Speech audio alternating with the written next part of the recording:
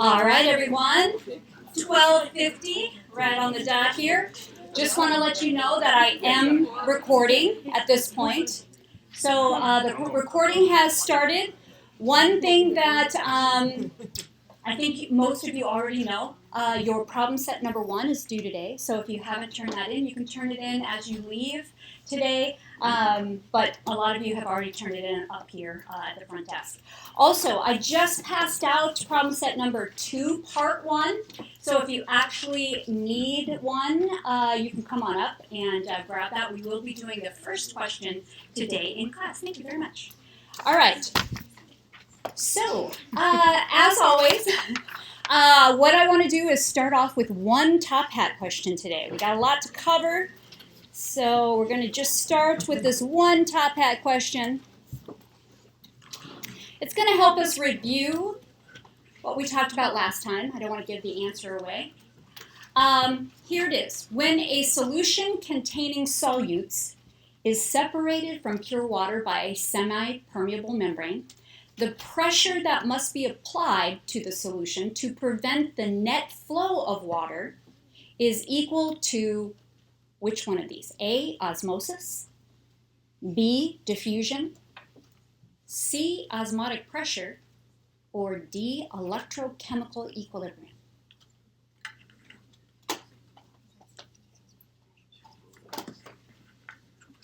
And again, these points are just for participation, so if you'd like to talk to your neighbor, that's perfectly fine.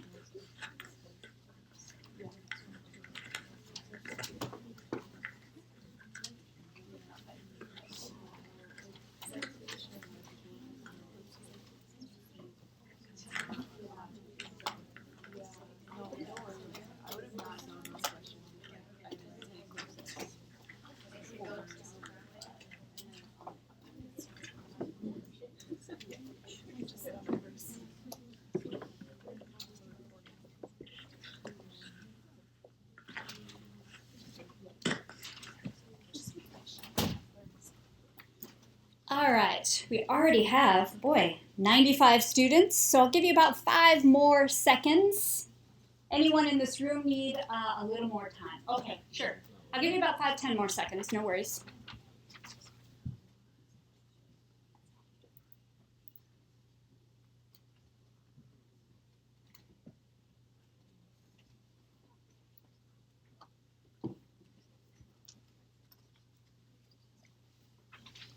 All right, we are ready. So the correct answer is, let's see how everyone did. C. Good job. Okay, so we don't have to review that. Everybody understands what osmotic pressure is. That's perfect. With that, then, we are just going to move on with new material. All right? All right, so here's where we left off last time. We out osmotic pressure. We actually learned how to calculate osmotic pressure with the following equation.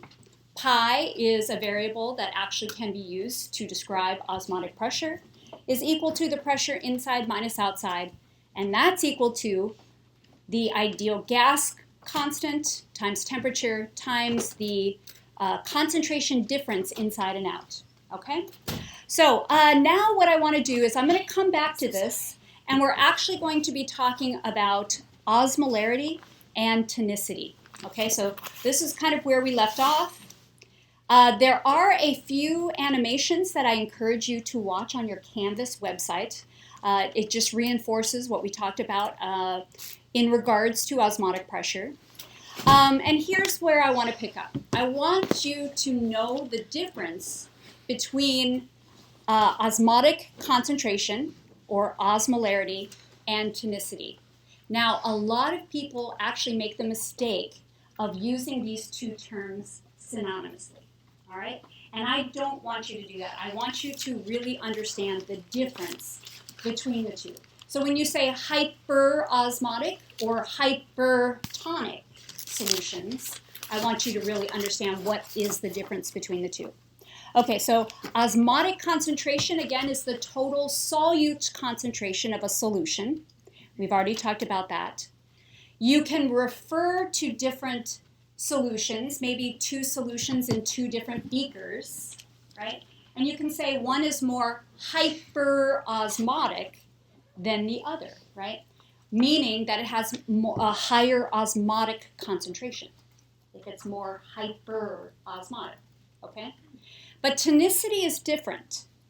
Tonicity is a term that's reserved for how solutions affect cells, all right? So when you talk about a hypertonic solution, your mind should already go to how is that solution going to affect a cell, okay? Hypertonic, hypotonic.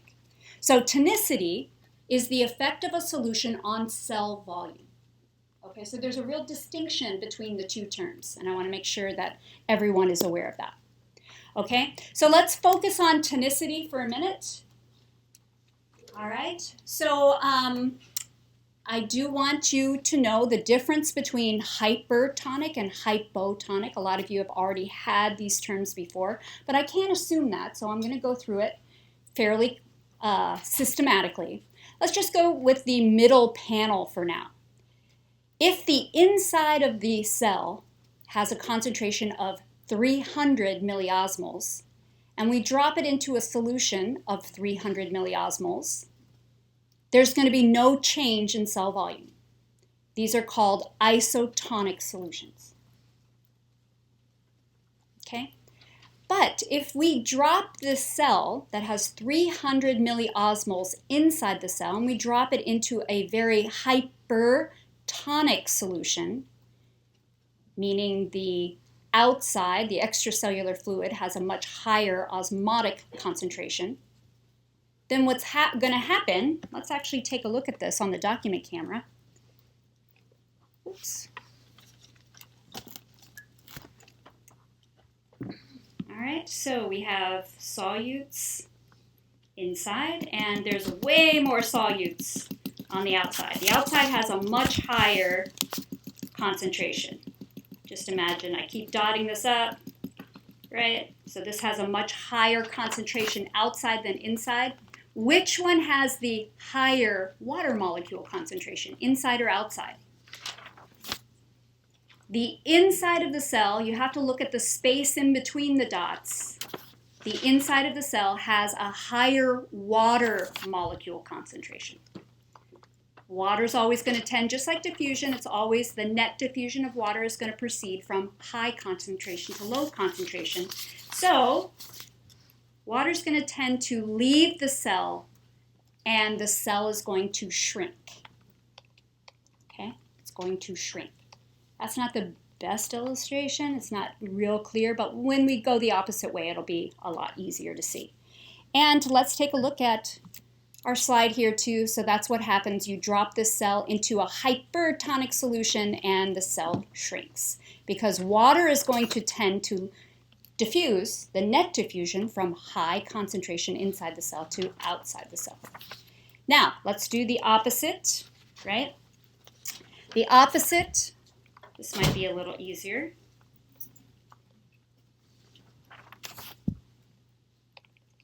Okay. If you drop this cell, this has 300 milliosmoles, into a solution that is hypotonic, I'm only going to put a few there, right? Which compartment has the higher water molecule concentration? The outside, right? So water is going to tend, the net diffusion of water, into the cell, and the cell is going to swell, okay? So on your exam, I know that the very last question on your problem set number 1 was, what is going to happen to the cell when you drop it into the solution? I would prefer that you actually draw a diagram. You can actually even put the different concentrations in there. This is 1.0 maybe.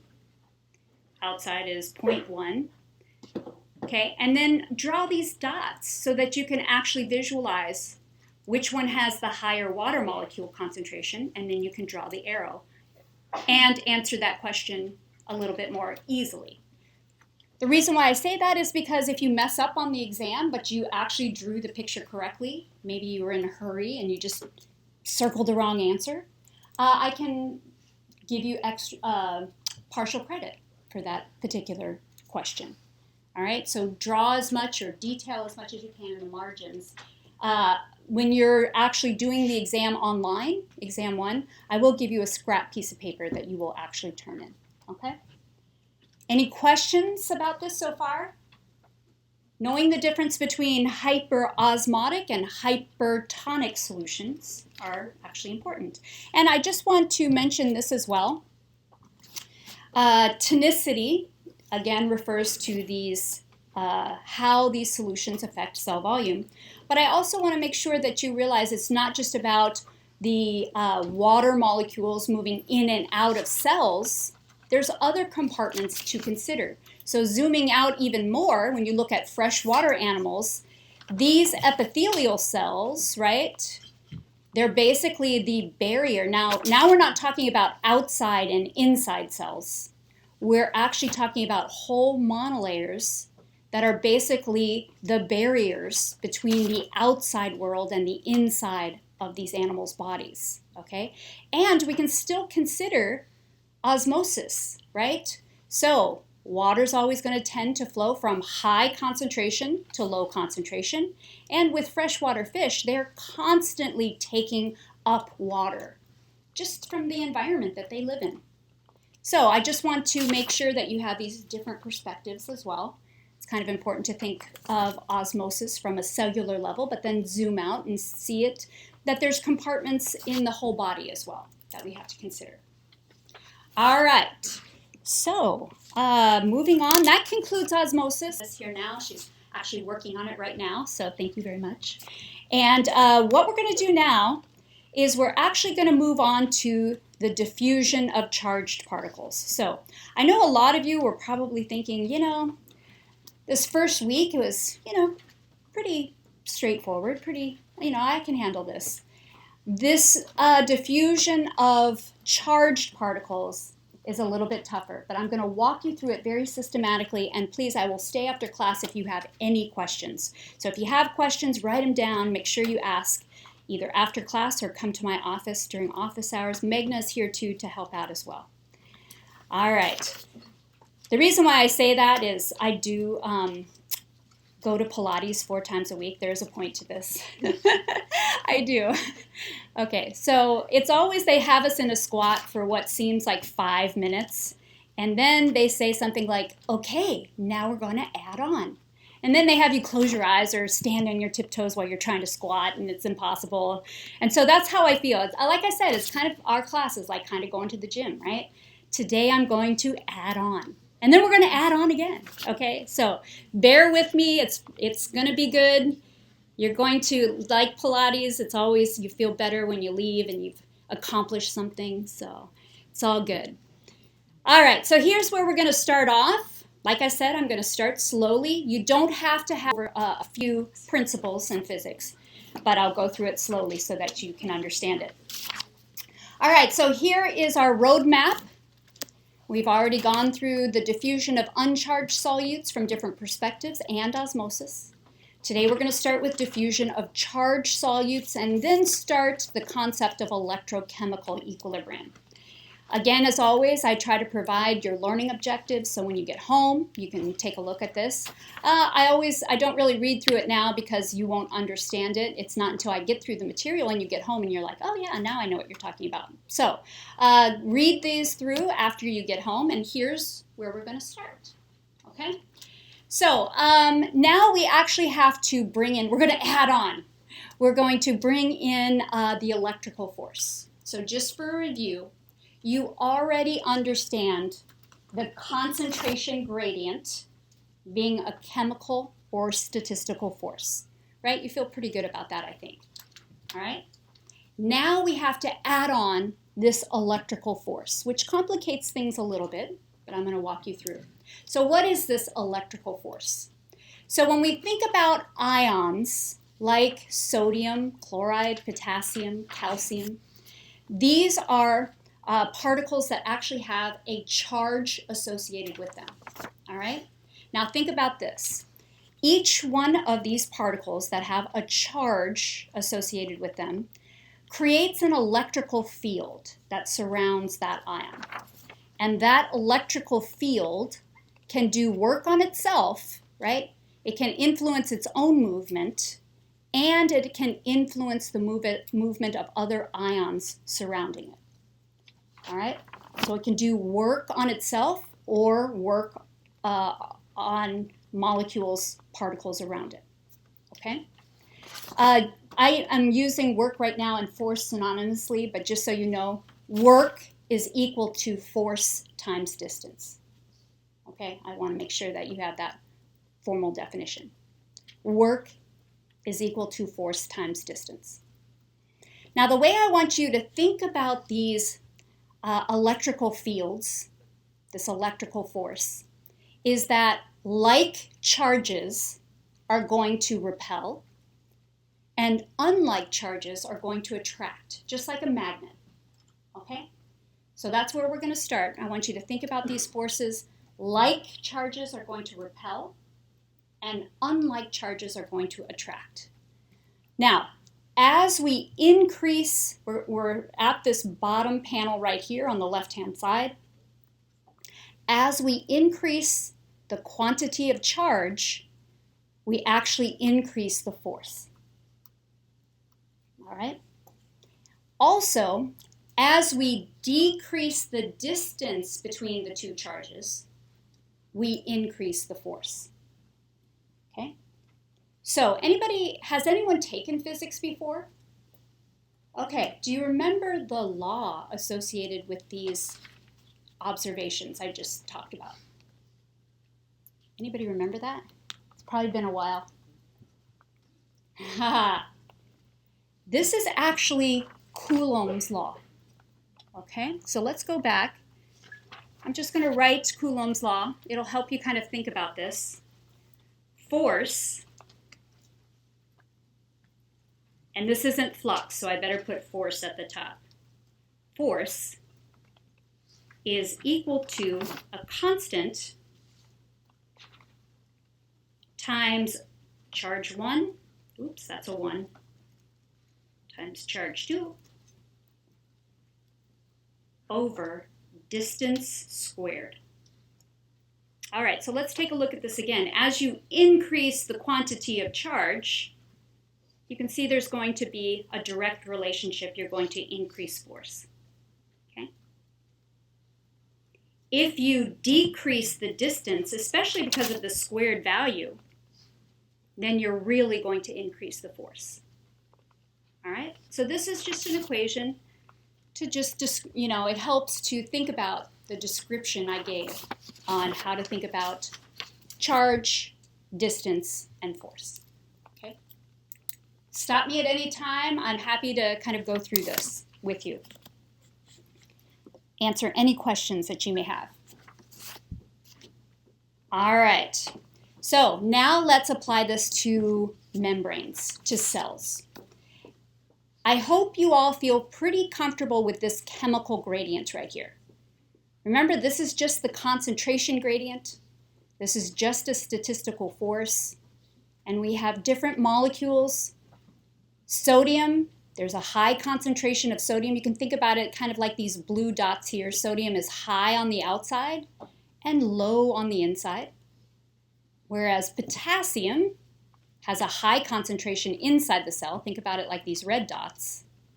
High on the inside, potassium, low on the outside. Okay? And just by statistics, we know how to think about the concentration gradient. Okay, so the tendency, if we just look at the chemical gradient alone, if the tendency would be for potassium to move out of the cell. That would be the net diffusion. If we didn't take into account this electrical gradient. All right, so let's introduce that electrical gradient.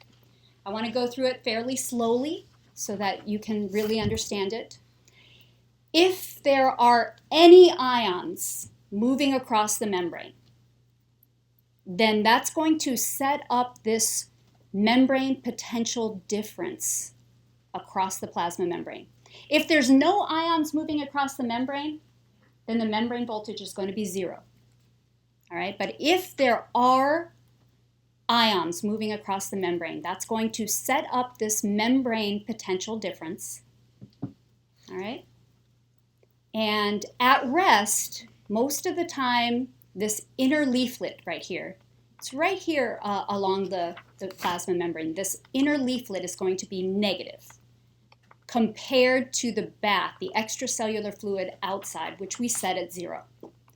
Okay, I'll get to that in just a minute, but you're going to have this negative voltage right in the inner leaflet. So why is this? The plasma membrane actually acts as what's called a capacitor, all right? It has the capability to store charge. That's why you see this potential difference inside and out. And as we'll learn later, this may not make a whole lot of sense yet, but it will. The magnitude of the flux across a cell membrane to make a significant change in membrane voltage is extremely small, like 10 to the minus 13. So you don't have to have a whole lot of ions moving across the membrane to make sweeping changes in membrane voltage. All right, so we'll get to that a little bit later. But this is how to think about the electrical force. You have this plasma membrane acting as a capacitor. The definition of a capacitor is just that it has the ability to store charge. And the inside leaflet here is usually negative when the cell is at rest. So here's how to think about it, right? Here's our capacitor, our plasma membrane. The inside, the inner leaflet, here's the cytoplasm in yellow, is negative compared to the outer leaflet. Now, the bulk solution in the extracellular and intracellular fluid is 0. There's no net charge. So the bulk solution, if you measured that, would be 0 millivolts. Okay? Again, let's talk about this actual measurement, this resting membrane potential. All right? Usually what scientists do is they use what's called a voltmeter. It's right here. This is the resting membrane potential. Now, it's called the resting membrane potential because the cell hasn't been activated yet. It's not eliciting any action potential. It's just sitting there quiet at rest. All right, so we call this the resting membrane potential. The voltmeter has 2 microelectrodes. One is an intracellular recording electrode, right? You're going to actually impale the cell. So the tip of the electrode, let me go back here, just enters right into this inner leaflet. All right? So you impale the cell and you only poke the tip of the microelectrode right into the inner leaflet. Also, can I shift your charger? Sure. Okay, so the other electrode, this is called the extracellular or reference electrode, is outside in the extracellular fluid. And we actually equilibrate this, we calibrate it to 0. So the inside of the cell is negative compared to the outside, which we've set at 0. And this graph down here kind of tells the whole story, right? You have this recording electrode that once you impale the cell, the minute you impale the cell, it's almost instantaneous. It drops to the negative membrane voltage, and that's how you can know that's the resting membrane potential. Okay, so as soon that star represents the moment you impale that cell. And then you can actually see now you're recording the resting membrane potential. So this is an actual voltage, okay? And again, as I said before, we're going to be talking about electrochemical equilibrium and what an equilibrium potential is. But just know for now that the resting membrane potential is usually due to the movement of ions moving across the membrane, okay? Knowing something about the concentrations is going to be important in just a second. So again, I want you to remember that the outside of the cell, the extracellular fluid, tends to have a sodium concentration of about 150. Inside, it's a lot lower at 15. Potassium is high on the inside, 150 millimolars on the inside, only 5 on the outside. So we'll get to these other ones, but that's a really important one to start off with. And let's take a look at this particular illustration. All right. So just so you know, the larger the letters here, that actually coincides with the fact that there's a high concentration of sodium outside. That's why these letters are a lot larger than sodium on the inside. And then potassium has a higher concentration inside than it actually does outside. Okay, so in this case too, chloride is higher outside than inside, but it tends to vary with different cell types. Okay, so going back to this particular slide, here's a very important fact that I want you to commit to memory. The membrane voltage of every cell in your body at rest has a negative potential. Every cell in your body. It ranges between minus 100 to minus 20. So muscles actually tend to be very hyperpolarized, meaning very negative, at minus 90 millivolts. But red blood cells, for instance, they can have a membrane potential of about minus 20 millivolts. So again, always have a negative membrane voltage, but it does tend to range between minus 100 and minus 20. All right, so first question I want to ask you is, why are the concentration gradients set up this way? We've already sort of talked about this. Why do we have sodium, high sodium outside, low sodium inside, and vice versa? The concentration gradient is the opposite with potassium, high on the inside, low on the outside. Why is this? Maybe some of you have had biology before, maybe 1009. I don't know if you talked about this. Yes, okay, so that's one. It's actually really important because it does have potential energy associated with it, and it can participate in active transport. We're going to be talking about secondary active transport next week, so good answer. But my question is really, how did these gradients get set up? How did these gradients get set up? Why is this? How did this happen?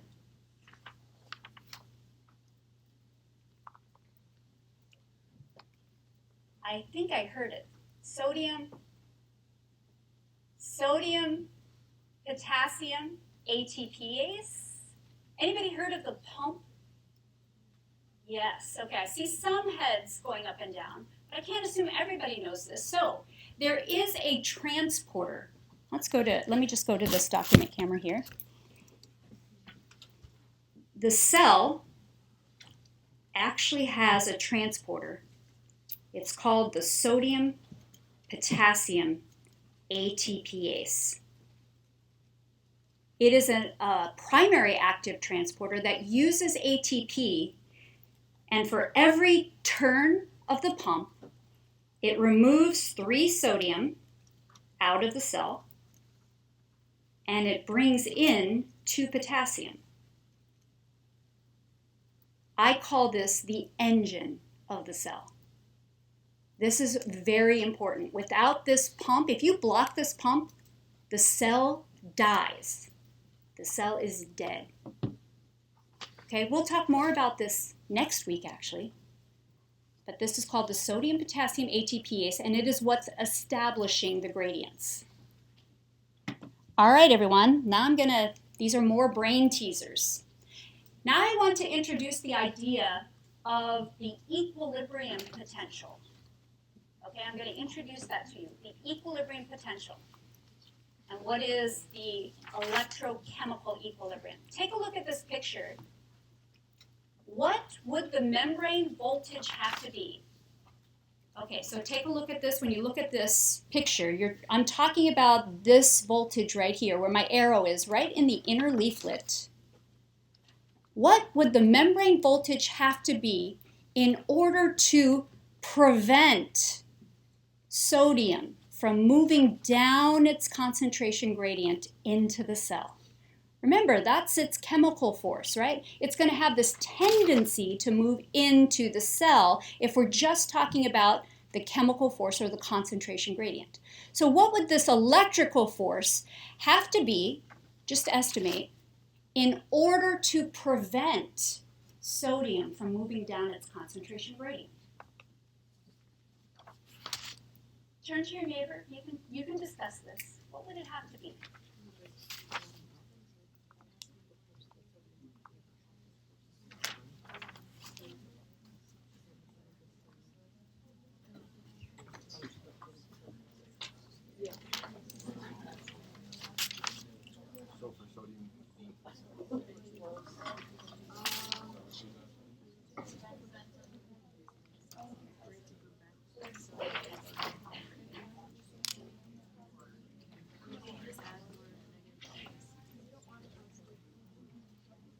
I want you to think about our what I talked about with those electrical fields. Thank you.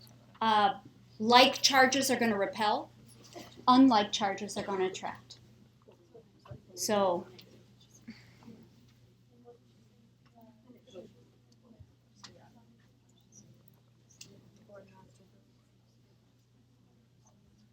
and we're talking about sodium moving actually into the cell.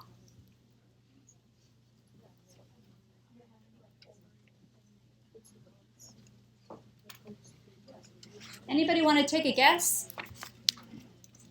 What would it take in order to prevent sodium from moving down its concentration gradient into the cell? What would that voltage have to be, that membrane voltage?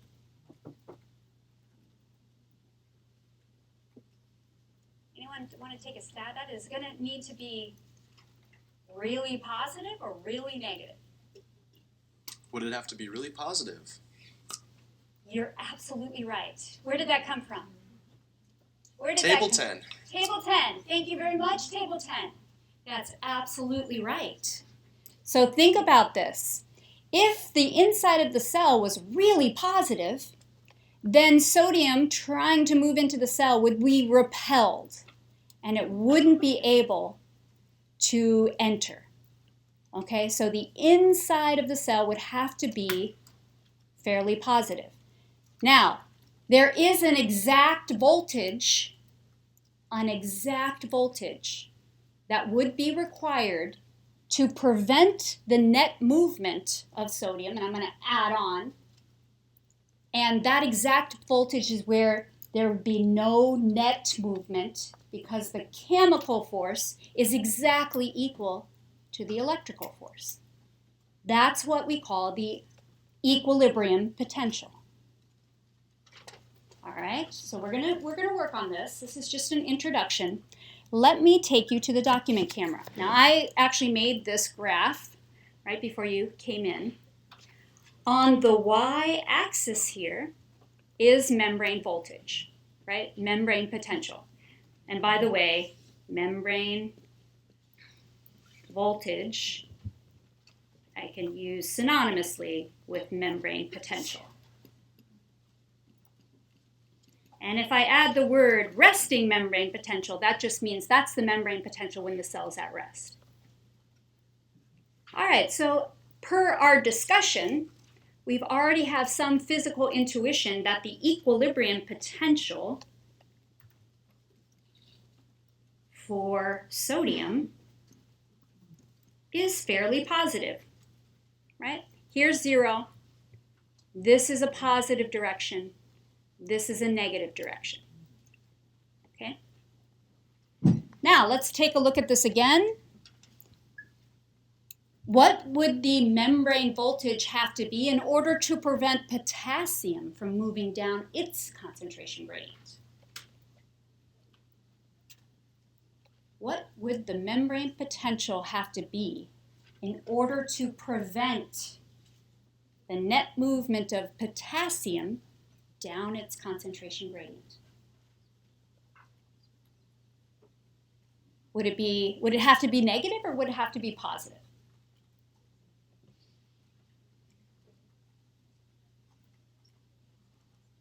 Where's my table 10? Would it have to be positive? Oh, you already said positive for sodium. If it was positive, potassium would repel and want to move out of the cell. It would actually increase the driving force for potassium out of the cell. So instead, we want to keep potassium in the cell. It would have to be fairly negative, right? You would want to attract potassium and keep it in the cell. Does that make sense? Good try, though. I really appreciate the answer. All right, so let's go back. Let's think about that. The equilibrium potential for potassium is usually really negative. You have to actually calculate an equilibrium potential for each ion. All right? So here's how to think about it. I am using dashed lines because this is not a measured value. This is not a real measured value. This is a calculation that we're going to make. And basically what it is this would be the, let's talk sodium because I think this was easier for people to kind of wrangle around. This would be the voltage that would have to exist in order to prevent the net movement of sodium into the cell. And if the resting membrane potential that I measure with a voltmeter is actually equal to this equilibrium potential, then there will be no net movement of sodium because the electrical force and the chemical force will be exactly equal and balanced. All right? So this would be a calculated value. This is what the resting membrane potential would have to be in order to prevent the net movement of sodium.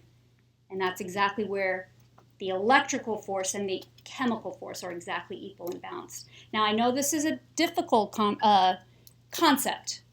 Now, again, for potassium, since it's a positive ion, it needs to have a fairly negative membrane potential to attract potassium and keep it inside the cell. Okay? Okay. I'm going to roll out something that a scientist actually struggled with in 1902, Julius Bernstein. Again, this is something that he grappled with over 100 years ago. So, let's take a look at this. This is Lecture 5 here. This is the concept of the equilibrium potential is. How are we doing? Okay, we're doing great. Okay, so we're going to the next one, the concept of the electrochemical equilibrium. Again, you can review these learning objectives at home. This is Julius Bernstein in 1902, and he's trying to figure out the same thing that we're talking about here. He wants to know, I have this voltmeter, and I'm getting this negative value, around negative 70, and I want to make sense of this. The only thing he knew was that there was a high concentration of sodium on the outside, low concentration of sodium on the inside, high concentration of potassium on the inside of the cell, in the inside, low concentration of potassium outside. He also knew that there were these impermeable anions that couldn't leave the cell that actually kind of stuck to the plasma membrane, making that negative potential. And he knew that there was a large conductance for potassium. That's pathways. So he knew there was a lot of potassium leaking from the cell. Those are the things that he knew. So he came to the conclusion. Let's take a look at this. A lot of times the equilibrium potential for potassium is about minus 80 millivolts. Okay? He measured the resting membrane potential. I put this as a solid line because it's actually measured with a voltmeter. Resting membrane potential of minus 70 millivolts. All right? So he thought, close enough. Okay, close enough. I think that the resting membrane potential is actually sitting right on top of the equilibrium potential for potassium. And in a one-ion system, basically, only potassium is moving across the membrane. And I could imagine him like hitting his voltmeter every once in a while. Dang, instrument, I can't get them, but close enough, right? However, what he didn't realize is that there were other ions moving across the membrane, particularly sodium, that were actually pulling the membrane potential away from the equilibrium potential for potassium. You'll get a better idea of this on Friday, okay? But the take-home message here is he actually thought the resting membrane potential was equal to the equilibrium potential for potassium, and that only potassium was moving across the membrane. So he got that somewhat wrong. We'll talk about why, but I don't want you to discount what he did. He basically captured the essence of the resting membrane potential. It is actually due to the fact that most of the ions moving across the membrane, 90%, are due to potassium. So he was really close. He really did capture the essence. Okay, so going back, let's talk about the equilibrium potential. Okay, so this is actually where there is no net movement because the chemical work and the electrical work are exactly balanced. They're exactly equal to each other. And in a one-ion system, then the equilibrium potential would equal the resting membrane potential.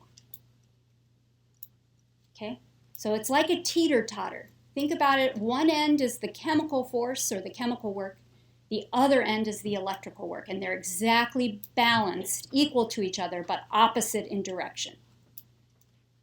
Now, the resting membrane potential, which we'll talk about on Friday, is a little bit different. The resting membrane potential is hardly ever at any of the equilibrium potentials. So since it's not sitting at any of the equilibrium potentials, then you know that there's net movement. Net movement is occurring, but it's at a steady state. All right, so this resting membrane potential is what you actually measure with a voltmeter. And this is how I like to describe it. So bear with me. Have you ever been in one of those newer construction houses and you walk into the bathroom and they have the sink, the countertops, and then they have this clear bowl that's sitting actually on top of the counter, right? I don't know what they're called, but they're pretty cool, right? So if you actually did a little experiment and you turned on the faucet to a certain strength to where the influx exactly equals the amount of water going down the drain, the efflux, if they're exactly balanced, then the water level will stay steady. That's what steady state is, where the influx equals the efflux. You know there's net movement in and out of the cell, but it actually is at a steady state. Okay? Makes sense? It's a good way to think about it. So that's the resting membrane potential. And what we're going to do is we're really going to concentrate on the two. So first, let's start with the equilibrium potential. Okay, so I need to actually kind of talk about electrochemical equilibrium. We have about 5 minutes here. Electrochemical equilibrium is where the electrical work equals the chemical work. Okay, so I'll come back to this. Here's our electrical work terms. Electrical work, and chemical work. And we're going to set them equal to each other in just a second. That would be what's called electrochemical equilibrium. Now, at equilibrium, this is the equations that describe the electrical work and chemical work where they're equal in magnitude but opposite in direction. So how do we think about that? Let's break down the electrical work first. The electrical work is equal to the charge number of a solute, Z, of any solute, S. What is the Z of, what is that charge of sodium? What would we put here for sodium? When I write it, I always write Na plus. Yes, positive 1. Calcium and magnesium have 2 positive charges associated with it, so the Z would be plus 2. Okay, so Z is the charge number of the solute. F is Faraday's constant. That's the amount of charge per mole. And And E is the equilibrium potential. That's what we want to solve for. That would be the voltage required to prevent sodium from moving down its concentration gradient. And at that voltage, there's no net movement. Okay? Now, the chemical work is equal to the ideal gas constant in joules per mole Kelvin times temperature. I probably will give that to you in Celsius, so you'll have to add 273 to get it in Kelvin. Calculate that, convert it to Kelvin. Multiply that by the natural log of the concentration of sodium outside over the concentration of sodium inside. So the concentration gradient is built right into this equation. This is called the Nernst equation. You're not going to understand all of this until you start running the numbers. I know this still seems very fuzzy, but it will become crystal clear when we run the numbers.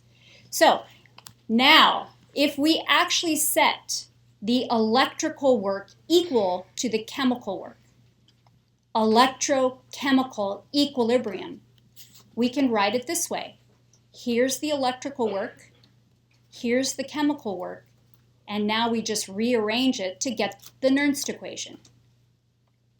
This is going to tell you what the equilibrium potential is, and that is, again, the voltage required to prevent the net movement of an ion down its concentration gradient. And at that exact voltage, there's going to be no net movement of sodium. And you have to calculate that for each one. All right. So we have a few minutes. Go ahead and try 1A. Just try 1A.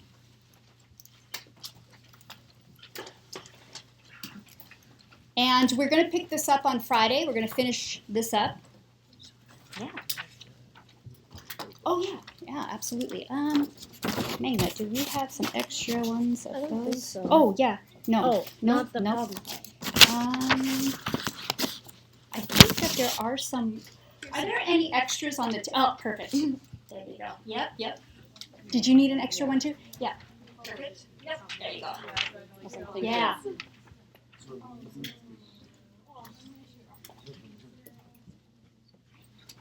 Thank you. Did you need one? Yes. There you go. Thank you. Yeah.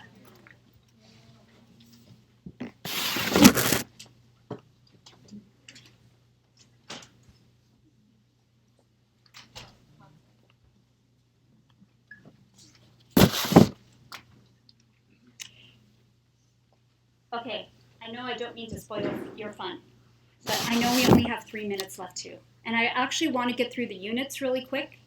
So I'm going to help you set this up now. Sorry. Let's do the equilibrium potential for sodium first, and then I'll let you go with chloride. That's going to be, I always put an Na there, put with a plus sign so I know what I'm talking about here, is equal to 8.3 joules, which is a unit of energy, over Kelvin mole, okay? And we're going to multiply that by Kelvin. I gave you in the instructions here, the temperature is 37 degrees Celsius. So if we add 273, when we add that together, that's going to be 310 Kelvin. 273 plus 37. Divide that by plus 1. We already talked about that. That's the Z. And Faraday's constant, 96,500 coulombs per mole. Multiply that by the natural log of the concentration outside, which is 150 millimolar, over 15 millimolar. Now, I like to actually divide this up first and then do the natural log and then write that number down. And then I do this front end and I write that number down and then I multiply those two together, okay? Let's just take a look at the units because I only have a few minutes left. Millimoles are going to cancel out. Kelvin are going to cancel out. Moles are going to cancel out. And you're actually going to get the units of joules per Coulomb. Anybody know what that is? It's a volt. Joules per Coulomb equals a volt. To actually convert that to millivolts, you just need to multiply that by 1,000. And you're going to get it in millivolts. All right, I just want to give you that information, let you go. Next time we'll talk about which way the ion is moving. I know this is still fuzzy, but I promise on Friday it's going to become crystal clear. All right? All right, everybody. I will see you on Friday. Hi. I've got the study station. Are we supposed to grab our first problem sets back? Yeah, you can take it back. Okay. Kind of done putting your names down. Current. So the current, Oh, that's fine. You guys can actually take these right now. I'll just take your names. Sorry. I'll look for yours in the other file. Thank you. Or I look for mine. Okay, and then your name is Anna, right? Yep. Perfect. I'll look for yours too. Okay, give me these if you got them. Sounds good. I feel like we turned them in pretty early. Oh, it is mine. Are people looking for yours first? That's probably cool. Oh, you were looking. Oh, right there. Thank you. No worries. Yes.